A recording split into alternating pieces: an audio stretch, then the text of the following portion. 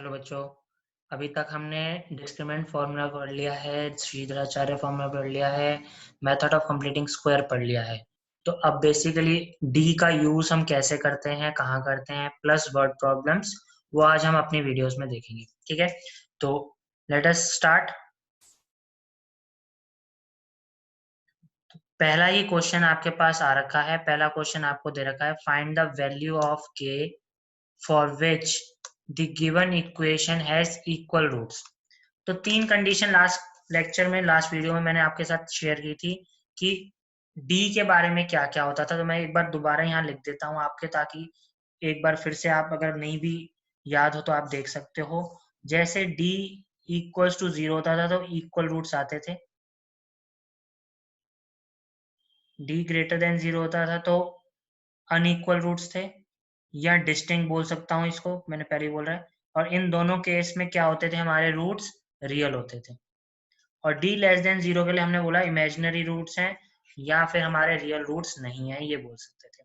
Same बात बेटा अब हम बोलते हैं, find the value of k for which the given equation है इक्वल रूट्स। इक्वल रूट्स का मतलब क्या, अभी इक्वल बोला है तो डी क्या होगा, 0 होगा। तो हमने यहाँ पे डी का फॉर्मूला लगाया। डी क्या होता है हमारा, बी स्क्वायर माइनस 4ac। और अगर आप अच्छे से करना चाहते हैं और कोई गलती ना हो आपकी, तो आप पहले क्या करो, मैंने फिर भी पहले भी बोला है, ए लिख लो। हर जगह आप ऐसे डिफाइन कर लोगे तो गलती होने के चांसेस बहुत कम हो जाएंगे। बी की वैल्यू कितनी आ गई बेटा, 2 × k−12। और सी की वैल्यू आपके आ गई 2। ठीक है, तो बस वैल्यू सब्स्टिट्यूट करते जाना है। विद साइन उठाए सारे, कोई ऐसा नहीं है, यहाँ पे प्लस प्लस ही था तो कोई दिक्कत ही नहीं थी। तो यहाँ आ गया बेटा, बी की वैल्यू आ गई 2 × k−12 का, तो बेटा क्या हो गया, होल स्क्वायर हो गया, -4। ए कितना हो गया, k−12। सी कितना हो गया बेटा, 2। ठीक है, तो इसको खोल दिया, ये आ गया 4 k−12 का होल स्क्वायर -4 × k−12 × 2। तो इसको मैं डायरेक्ट लिख देता हूँ, 4 × 2 कितना हो गया, 8। तो मेरे पास ये कितना आ गया बेटा, 4। इसको खोला, k² -24k +144। ठीक है, -8। 8k हो गया ये। देखो यहाँ से माइनस है, यहाँ पे ध्यान से, और ये माइनस बाहर है, और ये माइनस क्या होगा, प्लस। तो यहाँ प्लस आ गया, और यहाँ पे आ गया 96। 8 × 12 कितना हो गया, 96। तो ये हमारा क्वेश्चन यहाँ तक सॉल्व हो गया। इसके बाद ये, क्योंकि इक्वल रूट्स थे तो इक्वल रूट्स की कंडीशन क्या है कि डी को क्या होना पड़ेगा, 0। तो मैंने यहाँ पे इक्वल टू क्या रख दिया, 0। तो मेरे पास इक्वेशन जो लास्ट में बन के आ रही है वो आ रही है 4k²। अच्छा, एक स्टेप और कर सकते थे और बहुत जल्दी हो जाता उससे, वो भी कर सकते हैं। अगर आप नहीं क्या कहते हैं, भूल गए वहां पे, तो ऐसे आपको पूरा प्रोसीड करना पड़ेगा कि 4k² -24 × 4 एंड सो ऑन। पर एक यहाँ पे खासियत आ रही है कि ये दोनों ही बराबर हैं। तो इसको हम क्या कर सकते हैं, इसको हम ऐसे सॉल्व कर सकते हैं, क्या, 4k−12 का होल स्क्वायर है बेटा, -8 × k−12 है, इक्वल्स टू 0 है। तो मैंने k−12 दोनों में से बाहर निकाल लिया। निकाल सकते हैं, और क्या निकाल सकते हैं, 4 भी निकाल सकते हैं। तो यहाँ 4 भी निकाल दिया बाहर। तो अंदर यहाँ क्या बचा, k−12 -8, सॉरी माइनस नहीं, 8 नहीं, माइनस, माइनस का क्या हो जाएगा, यहाँ पे 4 कॉमन निकाल दीजिए। देखो 4 कॉमन निकला तो यहाँ पे 2 बचेगा, तो -2। ठीक है, तो अपने पास आंसर जो आएगा k−12, और ये क्या होगा, k−14 इक्वल्स टू 0। तो k की वैल्यू यहाँ से, एक तो यहाँ तो 12 आएगी, यहाँ 14। ठीक है बेटा, तो इसको ध्यान से देखा। ठीक है, k की वैल्यू को ध्यान से देखा, 12 एंड 14 बहुत ध्यान से। अब हम इनिशियल क्वेश्चन पे दोबारा जाते हैं। मैं क्यों कह रहा हूँ इसको, देखो बहुत इंपॉर्टेंट चीजें, कई बार आपको मैंने बता रखा है, फिर बता रहा हूँ यहाँ पे आप देखो k की वैल्यू 12 हो गई अगर, तो 12 होते ही ये तो 0 हो गया। फिर मेरी पहली वीडियो में मैंने आपको बता रखा है कि अगर ax² plus bx plus c एक क्वाड्रेटिक इक्वेशन है equals to 0, a should not be equal to 0। तो आपने यहाँ से ये बोला कि k की वैल्यू हमारी 12 नहीं हो सकती। रीजन आपको मैंने बता दिया कि एक हमारा 0 हो नहीं सकता। तो आंसर क्या आ गया हमारा 14। आंसर क्या आ गया 14। मीनवाइल मैंने आपसे अभी बोला कि जिसको अगर क्या कहते हैं ये या दिखा नहीं कि k-12 कॉमन आ रहा है, तो आपको फिर पूरा प्रोसेस करना पड़ेगा बेटा। 4k² लिखा, फिर 24 इंटू 4 करा, ठीक है, फिर 144 इंटू 4, बहुत बड़ा प्रोसेस हो गया ये एक्चुअल में। तो ये आप फिर इसकी स्प्लिट k में क्वाड्रेटिक बन गई, k में क्वाड्रेटिक करके उसकी स्प्लिटिंग कर सकते हो। या आप देख सकते हो अगर बहुत अच्छा होगा कि यहाँ पे आपने यही चेक कर लिया कि कॉमन तो नहीं आ रहा कुछ, जैसे 4 भी कॉमन आ रहा है, ठीक है, k-12 भी कॉमन आ रहा है, कॉमन निकाला, सॉल्व किया, मैंने आपको सॉल्व करके पूरा दिखाया, आंसर कितना आया 14। और k-12 नहीं होगा, रीजन मैंने आपको बता दिया, 12 होते ही coefficient of x² is 0, that is not possible since it is a quadratic equation। Next question पे चलते हैं बेटा। find the value of k for which the equation 9x² equation है 9x² plus kx 9x² plus kx plus 4 equals to 0 दे रखा है and has real roots की बात कर रहा है। रियल का मतलब मैंने फिर मेरी वीडियो में है ये ग्रेटर देन इक्वल टू 0, क्योंकि ग्रेटर देन पे भी रियल होता है और इक्वल टू पे भी 0, तो ये कंडीशन आएगी इसमें, ये याद रखेंगे रियल के लिए, ठीक है। तो हमारे पास क्या आ गया, d इक्वल टू होता है हमारा b² माइनस 4ac बेटा। फिर से मैंने डिफाइन कर लिया, a मेरा 9 है, b मेरा k है, c मेरा 4 है बेटा। तो 9 सॉरी k का स्क्वायर माइनस 4, a कितना है 9, c कितना है 4, ठीक है। तो k² माइनस, यहाँ पे देखा k² माइनस 4 इंटू 4 16, 16 इंटू 9 मेरे ख्याल से 144, ठीक है। चेक कर लेते हैं एक बार, 60 यहाँ इसको ऐसे कर लेते हैं ना,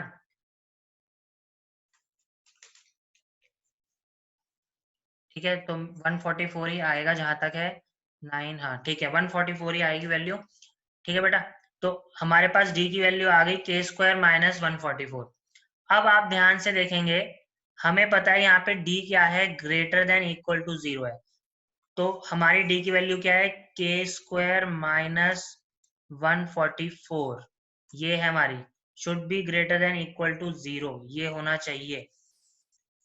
तो यहां से अगर आप देखो, ये एक्चुअली में क्या है, k का होल स्क्वायर हो गया माइनस ये क्या हो रहा है 12 का होल स्क्वायर हो रहा है, ग्रेटर देन इक्वल टू 0।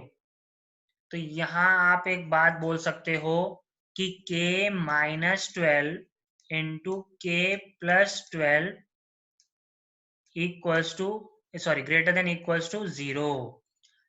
अब ऐसे क्वेश्चन में हम कैसे वैल्यूज निकालेंगे कि k के लिए क्या सेटिस्फाई करेगा, कब कब सेटिस्फाई करेगा, तो उसको ध्यान रखने के लिए मैंने यहाँ पे देखो एक बार -12 रखा और एक बार 12 रखा। क्यों, यहाँ से देखो एक बार 12 वैल्यू आ रही है और एक यहाँ से -12 आ रही है। अगर इसको इक्वल्स टू 0 रखता हूँ तो वही हमने 2 पॉइंट्स रख दिए, और 0 हो भी सकता है यहाँ पे। अब आपने देखा ये पॉजिटिव होना चाहिए, इन दोनों का प्रोडक्ट कैसा होना चाहिए, मान लो ये a है और ये b है, a into b should be greater than equal to 0, तो पॉजिटिव होना चाहिए और यहाँ पॉजिटिव होना चाहिए, यहाँ 0 के बराबर होना चाहिए। तो अब आप चेक करो, आपने 12 से कुछ बड़ा डाल दिया, मान लो यहाँ से 12 से बड़ा 13 डाल दिया, तो ये पॉजिटिव, ये भी पॉजिटिव, आंसर आ गया पॉजिटिव। आपने 12 और -12 और 12 के बीच में कुछ डाला, इन दोनों के बीच में कोई भी एक नंबर डाल दिया, मान लो मैंने 10 डाल दिया, तो 10 माइनस 12 कितना आएगा बेटा, -2 आएगा, और ये 22 आएगा 10 डालने पे, तो ये नेगेटिव आ रहा है, तो यहाँ पे इस रीजन में नेगेटिव वैल्यू आ रही है। फिर यहाँ पे देखोगे तो यहाँ पे भी पॉजिटिव आएगा, रीजन आपने देखो दोनों नेगेटिव हो जाएंगे, माइनस का मान लो मैंने 13 डाला, तो ये भी नेगेटिव आ गया और ये भी नेगेटिव आ गया, तो नेगेटिव नेगेटिव का प्रोडक्ट पॉजिटिव होता है। तो हमारा जो रीजन आया k की वैल्यू क्या होनी चाहिए, k की वैल्यू यहाँ तो -12 से छोटी होनी चाहिए, या बराबर, ठीक है, यहाँ k की वैल्यू ग्रेटर देन 12 होनी चाहिए या बराबर होनी चाहिए। अच्छा, बराबर के लिए चेक कर लिया, कोई दिक्कत तो नहीं? नहीं दिक्कत, क्यों? क्योंकि यहाँ b तो 0 हो सकता है, b में कोई दिक्कत नहीं है, b 0 हो सकता है हमारा, तो इसलिए कोई इशू नहीं है। तो k की वैल्यू या तो -12 आई या ग्रेटर देन 12 आई, ठीक है। Less than 12, greater than 12, equal to 12, equal to -12। तो ये चारों आंसर हमने ऐसे लिख दिया। एक हमने ऐसे लिख दिया, k is less than equal to -12 and k is greater than equal to greater than equal to 12, ठीक है। तो ये आपका आंसर हुआ, ठीक है बेटा। अब आगे जब हम चल रहे हैं तो मैंने कुछ वर्ड प्रॉब्लम्स जो इसमें आती हैं क्वाड्रेटिक में, लीनियर में, ऑल्दो मैंने लीनियर में भी कुछ समझाया है, वहीं क्वाड्रेटिक में भी यहाँ पे समझा रहा हूँ कि क्वाड्रेटिक में मैंने इसको डिवाइड कर रखा है 5 टाइप्स में। जैसे वर्ड प्रॉब्लम बेस्ड ऑन क्या हो गया, नंबर्स, जिसमें नंबर्स का कुछ यूज हो, फिर एजेस, फिर टाइम, डिस्टेंस एंड स्पीड, ये वाला टॉपिक बहुत इंपॉर्टेंट है बेटा। फिर वर्क एंड टाइम, ये भी बहुत इंपॉर्टेंट है। जनरली कुछ क्वेश्चंस जो है हमारे बोर्ड्स में इन्हीं दोनों टॉपिक से आते हैं, तो इसको ध्यान रखना है। इन दोनों टॉपिक्स को तो बहुत अच्छे से करना है, इनकी जितनी प्रैक्टिस है कम है, करना सबको वैसे ही है, बट स्टिल ये वाले क्वेश्चंस बहुत इंपॉर्टेंट है बेटा, ठीक है। चलो देखते हैं कोई question. A two-digit number is such that the product of its digits is 12, कि दो डिजिट ऐसे हैं जिनका प्रोडक्ट क्या है 12। तो लेट अस एज्यूम, मान लो मैंने मान लिया, जैसे कोई भी नंबर मान लो 32 है, ठीक है।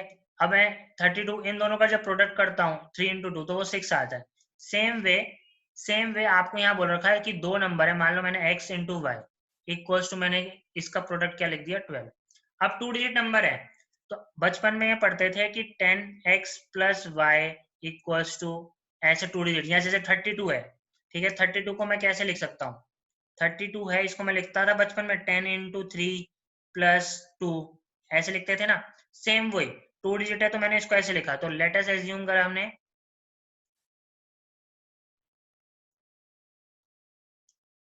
The original number be 10x plus y, ठीक है, 10x plus y। अब आप सोच रहे होगे सर इसमें आपने दो वेरिएबल ले लिए, ये तो क्वाड्रेटिक नहीं लीनियर का क्वेश्चन हो गया। आपको मैं फिर बताता हूँ, क्वाड्रेटिक हो लीनियर हो, बोर्ड में आपको नहीं पता कि क्वेश्चन क्वाड्रेटिक से करना है कि लीनियर से करना है। फिर अगर लीनियर का क्वेश्चन है कि क्वाड्रेटिक का, वो ऑटोमेटिकली चेंज होगा, अभी आप क्वेश्चन करोगे पता लग जाएगा। अब कहता है when 36 is added a number of number to the number, the digit interchange its places। Original number में मैंने 36 ऐड करा, तो जो नया नंबर बन के आ गया बेटा वो आ गया 10y प्लस क्या कहते हैं हमारा x। तो डिजिट जो थी इंटरचेंज हो गई, जो वंस पे था वो टेंस पे हो गया, जो टेंस पे था जो वंस पे हो गया। तो अब हमने क्या किया, ध्यान से देखा, इन दोनों डिजिट्स को एक साइड ले गए, तो यहां से मेरे पास आ गया 36 इक्वल्स टू 9y हो गया, और ये बेटा 9x हो गया। अगर देखो ध्यान से, ये 10x उधर गया तो माइनस का 10x, ये 9 उधर गया, y इधर गया तो माइनस होगा 10y माइनस y, तो ये कितना हो जाएगा, ये -y, ये -10x, ठीक है ना। तो आपका ये इक्वेशन बन गई। 9 कॉमन आ रहा है तो 36, यहाँ 9 कॉमन आया, y माइनस एक्स। मेरा मोटिव आपको बस क्वेश्चन समझाना है, सॉल्व बेशक आप खुद भी कर सकते हो पॉज करके, ठीक है। y minus x equal to 4। अब देखो यहाँ से एक इक्वेशन आ गई और एक इक्वेशन यहाँ पे ऑलरेडी थी। अब देखो लीनियर का क्वेश्चन होता है तो दो वेरिएबल्स उसमें भी थे, उसमें दो इक्वेशन कुछ इस टाइप में आती एडिशन में। क्वाड्रेटिक का इसलिए देखो ये मल्टीप्लिकेशन में आ गई। अब यहाँ का हम कैसे यूज कर सकते हैं, ध्यान देंगे। हमने क्या किया, हमने इसमें से मान लो y की वैल्यू निकाल ली, y कितना आ गया 4 प्लस एक्स या x प्लस 4 कुछ भी लिख लो, ये y आ गया, और इसको हमने यहाँ इसमें सब्स्टिट्यूट कर दिया। तो हमारा जो अब क्वेश्चन बन जाएगा वो क्या बन जाएगा, x into y plus 4 equals to 12, सॉरी x प्लस 4, y की जगह चेंज किया हमने, y की जगह हमने x प्लस 4 डाल दिया। एक्स वाई इक्वल्स टू कितना था बेटा, 12 था, y की जगह मैंने क्या रखा था, x प्लस 4, ठीक है। तो x प्लस 4 हमने रख दिया y की जगह यहाँ पे। फिर से लिख देता हूँ x into x plus 4 equals to 12। ठीक है बेटा, अब क्वाड्रेटिक बन गई है, तो एक्स स्क्वायर प्लस 4x, इस 12 को इधर ले आए, -12 इक्वल्स टू 0। स्प्लिट दिख रहा है, ये मल्टीप्लाई करके -2 चाहिए तो -12 चाहिए, तो ये कितना होगा 6 इंटू 2। देखो ये प्लस का 4 भी चाहिए ऐड करके, तो -2x -12x²। देखो माइनस मल्टीप्लाई करके आ रहा है ना, तो मतलब कहीं ना कहीं एक माइनस जरूर होता है स्प्लिटिंग में, तो ये याद रखो। ठीक है, तो यहाँ पे x into x plus 6, -2 common यहाँ पे, x प्लस 6, तो x -2 x प्लस 6 किसके बराबर था? ये सारे 0 0 के बराबर थे बेटा। तो x की दो वैल्यू आ गई, x की दो वैल्यू क्या क्या आ गई, 2 और -6। जनरली हम -6 रिजेक्ट कर देते हैं, बट इससे कोई फर्क नहीं पड़ेगा, अभी मैं आपको समझा देता हूँ कैसे। तो 2 आया है, तो मतलब मेरी y की वैल्यू 6 आएगी, और अगर मैं -6 बोलता हूँ तो y की वैल्यू कितनी आएगी, -2 आएगी। तो नंबर हमारा ओरिजिनल कितना हो गया, 26 हो गया, क्योंकि हमारा ओरिजिनल नंबर हमारा था 10x प्लस वाई था, तो वो 26 बन के आ गया। तो अगर नेगेटिव लेता तो मेरे पास नंबर आता -62। ध्यान से, 10 इंटू -6 -2, ठीक है, प्लस -2, तो ये -60 -2, तो -62 आ गया। तो दोनों हो सकते हैं, पर क्वेश्चन जो कई बार हमारे को बोलते थे पॉजिटिव नंबर, तो फिर आप तब आंसर सिर्फ 26 करके आओगे, ओरिजिनल नंबर आपका क्या होगा, 26। जहां पे भी बेटा प्रॉब्लम आ रही है आप उसको रिवाइंड करके देखो, बहुत ध्यान से प्यार से, आपको समझ में आएगा। लीनियर में माने थे दो वेरिएबल्स में, ठीक है, वेरिएबल दो लिए, लीनियर हो गया, क्वाड्रेटिक हो गया, अपने आप क्वाड्रेटिक में चेंज हो गया, क्योंकि यहाँ प्रोडक्ट के बारे में बोला था, प्रोडक्ट के बारे में बोला था, इसलिए ऑटोमेटिकली आंसर हमारा क्वाड्रेटिक में आया। क्वाड्रेटिक में आया, दो वैल्यूज आई एक्स की, दो ही वैल्यू वाई की आई, हमने आंसर फिर निकाल लिया कि हमारे डिजिट क्या होगा। ठीक है बेटा, ये हो गया नंबर बेस पे। ठीक है, नेक्स्ट हम देखते हैं एजेस पे। ठीक है, एजेस पे जो क्वेश्चन बन रहा है, the age of father is twice the square of the age of son. तो फादर की एज जो है किसके बराबर है, twice the square of age of son. तो लेट एज ऑफ या प्रेजेंट एज ऑफ, ठीक है, of son is equals to X. ठीक है, या एक्स ईयर्स लिख दो। ठीक है, तो एक्स, तो उसने यहाँ पे बोला है कि फादर की क्या है, 2 इंटू एक्स स्क्वायर, जो बच्चे की एज है, उसके बच्चे की एज है, उसका क्या है, स्क्वायर है। तो स्क्वायर का मतलब क्या हो गया, जो भी एज है, जैसे मान लो आपकी एज 15 साल है, तो 15 का स्क्वायर। ठीक है, तो 2 इंटू एक्स स्क्वायर, ये दोनों प्रेजेंट एज, ये प्रेजेंट एज हो गई किसकी, फादर की बेटा, प्रेजेंट एज, ये प्रेजेंट एज हो गई सन की। 8 ईयर हेंस, 8 ईयर हेंस का मतलब 8 साल बाद, तो 8 ईयर हेंस का मतलब क्या हो गया, अभी प्रेजेंट एज दोनों की, इसकी एक्स है, मैं यहाँ लिख रहा हूँ प्रेजेंट एज। ठीक है, ये यहाँ पे लिख रहा हूँ सन, यहाँ लिख रहा हूँ फादर। ठीक है, सन की एक्स है प्रेजेंट एज, फादर की 2x स्क्वायर है। ठीक है, 8 ईयर्स हेंस, 8 साल बाद यहाँ क्या होगी, x प्लस 8, यहाँ क्या होगी 2x स्क्वायर प्लस 8। ठीक है, तो ये हो गया। और उसने देखो 8 साल बाद एक और चीज बोली हुई है, 8 year hence the age of father is will be 4 year more than, 4 साल ज्यादा होगी। तो यहाँ पे मैं एक और बात बोलता हूँ, फादर की एज 8 ईयर में एक और आ रही है क्या, 4 मोर देन, 4 मोर देन है तो +4, किससे मोर देन है, 3 times the age of his son. तो 3 टाइम्स, अब सन की एज कितनी है, x प्लस 8, तो x प्लस 8, ये आपका एक और एज आ गई 8 ईयर्स बाद फादर की। ये भी 8 ईयर बाद है, ये भी 8 ईयर बाद है, दोनों को क्या कर सकता हूँ, इक्वल रख सकता हूँ। तो 2x square plus 8 equals to 3 into x plus 8 plus 4। ठीक है, ठीक है बेटा, तो 2x square plus 8 equals to 3x, 8 3 24 plus 4, तो ये 28 हो गया। 28 सबको इधर लेके आया, तो ये +8 28 माइनस, तो -20 हो जाएगा। 2x square -3x -20 equals to 0। तो ये क्वाड्रेटिक बन गई, आप इसको सॉल्व कर सकते हो, कोई बड़ी बात नहीं है। ठीक है, स्प्लिटिंग द मिडल टर्म से कर सकते हो या डी के फॉर्मूला डायरेक्ट अप्लाई करके कर सकते हो, इसमें कोई इशू नहीं आना चाहिए। ठीक है, क्वेश्चन वही है, मेथड वही है, आपको समझना है स्टेटमेंट। स्टेटमेंट को मेरा मानना है जिस भी आप लोकल लैंग्वेज में या जो भी आपको भाषा बहुत अच्छी लगती है, क्वेश्चन को उसमें कन्वर्ट करो और ट्राई करो कि आप उसको समझ पा रहे हो। जब तक आप समझ नहीं पाओगे तो क्वेश्चन करना बहुत मुश्किल है। क्वेश्चन की लैंग्वेज समझो कि वो क्या पूछना चाह रहा है। ठीक है बेटा, नेक्स्ट क्वेश्चन देखते हैं। आप एक बार इसको पहले करने से पहले या कोई भी इसको सॉल्व करने से पहले एक बार खुद भी ट्राई करो, ताकि आपको कोई भी क्वेश्चन करने में इशू ना आए। मैं ज्यादा से ज्यादा अच्छे क्वेश्चन अप्लाई करवा रहा हूँ कि आप कंसेप्ट क्लियर कर सको। ठीक है बेटा, नेक्स्ट देखते हैं। अब पैसेंजर ट्रेन, एक पैसेंजर ट्रेन है जो कि क्या कहता है, टेक्स 3 आवर लेस, 3 घंटे कम लेती है फॉर अ जर्नी, एक जर्नी जी कितने किलोमीटर की है, 360 किलोमीटर की, if it speed is increase by 10 kilometre पर आवर। तो हमने क्या मान लिया, लेट ओरिजिनल स्पीड, या इसमें यूजुअल लिखा है तो यूजुअल स्पीड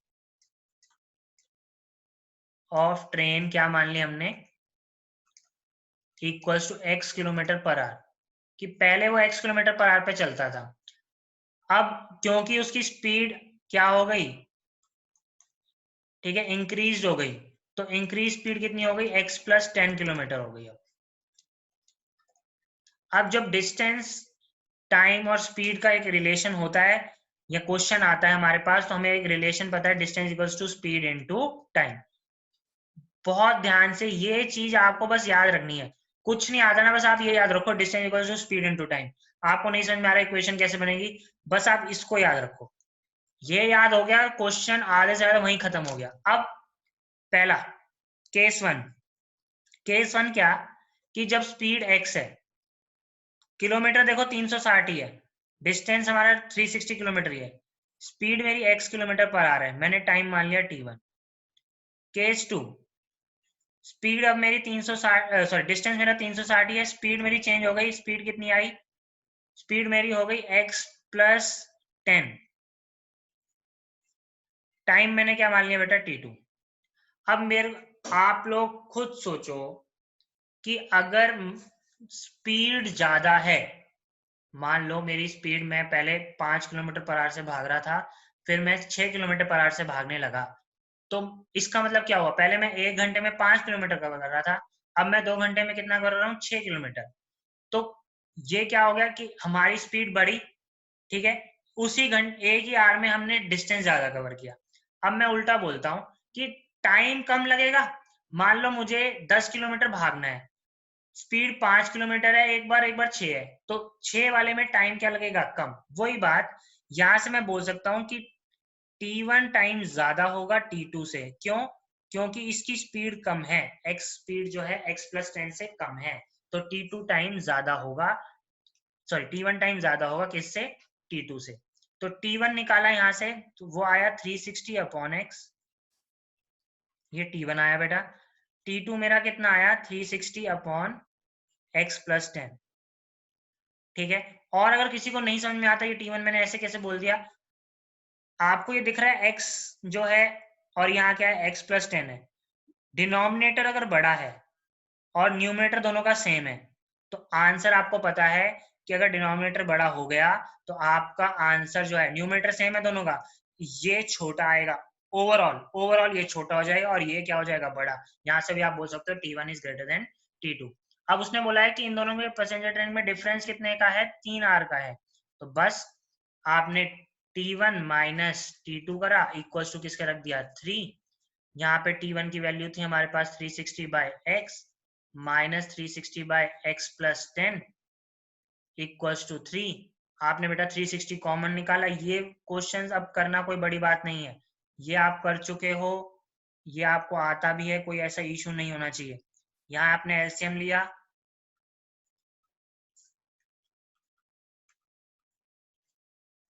x से देखो x कटा, ये बाहर 360 था, तो मेरे पास ऊपर जो बन गया 10 इंटू 360 कितना हो गया, 3600 हो गया यहाँ पे बेटा, इक्वल्स टू 3 इंटू, मैं यहाँ लिख रहा हूँ x इंटू एक्स प्लस 10, जो डिनोमिनेटर में था मैं उसको वहां पे क्रॉस मल्टीप्लाई से वहां ले गया, तो ये कितना आ गया 1200। तो मेरे पास एक्चुअली में इक्वेशन बन गई x² + 10x - 1200 इक्वल्स टू 0। इस 1200 को मैं इधर ले आया, ठीक है। तो हमारा इक्वेशन ये कन्वर्ट हो गई है। अब ये इसमें आप डी लगा लो, स्प्लिटिंग लगा लो, ये आपकी मर्जी है। इसको आगे सॉल्व करना ये मेरा काम नहीं है बेटा, मेरा काम है आपको कंसेप्ट क्लियर करना। ये बहुत इजी है, आप खुद सॉल्व कर सकते हो। आप इसमें देखो A1 है, B10 है, C - 1200 है, फॉर्मूला लगाया आपने, सॉल्व कर दिया। कोई ऐसे कोई बड़ी बात नहीं है, बेसिकली कंसेप्ट क्लियर होना चाहिए। कंसेप्ट मैंने आपको यहाँ पे बहुत प्यार समझाया है, नहीं समझ आ रहा है एक बार दोबारा वीडियो देखो, पक्का आपको क्लियर होगा बेटा, ठीक है।